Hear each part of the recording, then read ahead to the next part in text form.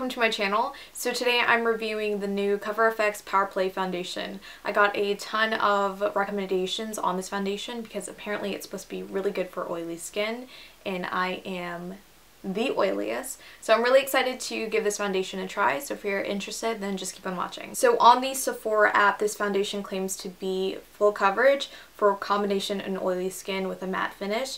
It says here that it's a modern matte blurring foundation with weightless full coverage that provides set-proof, all-day wear, long-lasting shine control, environmental protection, and a finish that will not oxidize. Blah blah blah. It's also vegan and it's formulated without parabens, sulfates, and phthalates? I don't know. I'm starting off with a bare face. I've got nothing on except for my brows and the Makeup Forever Step 1 Smoothing Primer. I have the shade here, N40. I'm going to do the sponge on this side and then brush on this side of the face.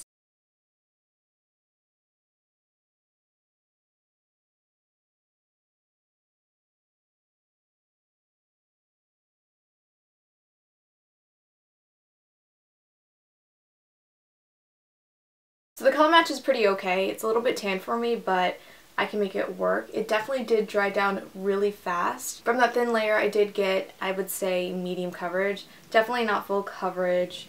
I'm going to try and build it up a little bit more, but so far it looks not bad. I'm going to go ahead and start the brush side first before I add more coverage on the sponge side, just to see if I get a little bit more coverage with brush.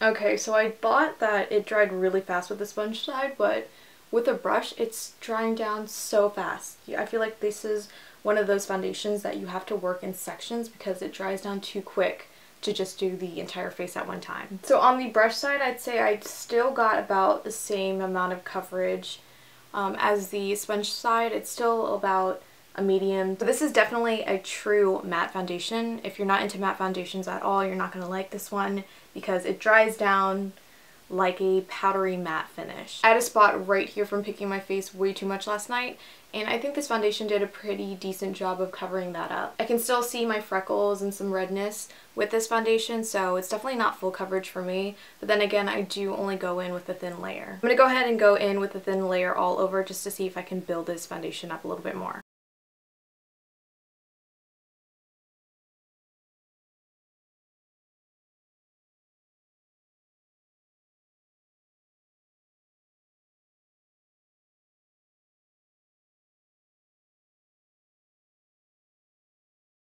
So because this is definitely a true matte foundation, I feel like it's really easy to build up coverage. With another layer, I was definitely able to build it up.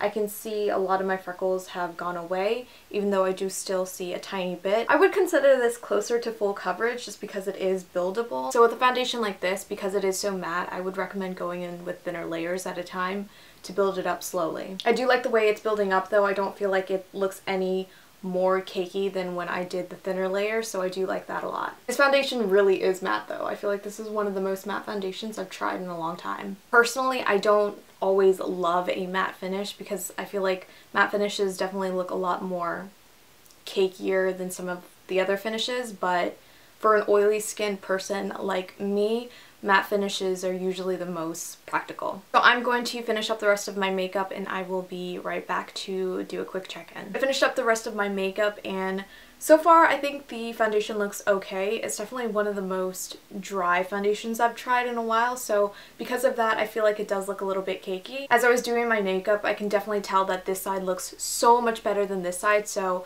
I really recommend, if you're going to try this foundation, to use it with a sponge. Other than that, because it's a kind of powdery matte finish, anything that I put on top of it blended out really easily. I think it's pretty decent, but of course the ultimate test for me is longevity and whether or not it'll hold up against my oily skin. So I will check back in with you at the end of the day.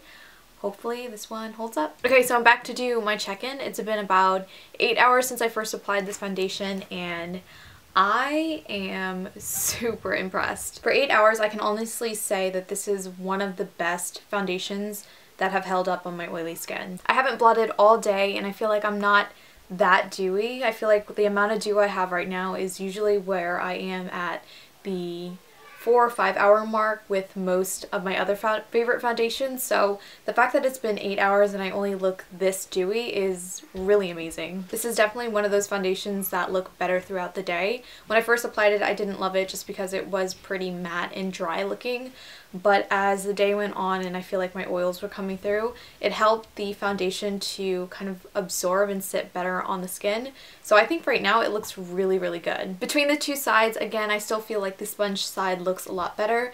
I feel like it just looks a lot smoother. I don't see as much pores or texture on that side, but even the brush side doesn't look that bad, so I'm actually really happy with this foundation. This foundation is an oily girl's dream, so if you have oily skin like myself, then I definitely think this one is worth trying. I'll leave in the description box down below the code that I use for the Sephora website to get a mini size of this one if you're interested. Otherwise, I really hope you guys enjoyed this video. Definitely leave me any questions, comments, concerns down below. Subscribe if you haven't already so you can come join the family, and I will see you in my next one. Bye!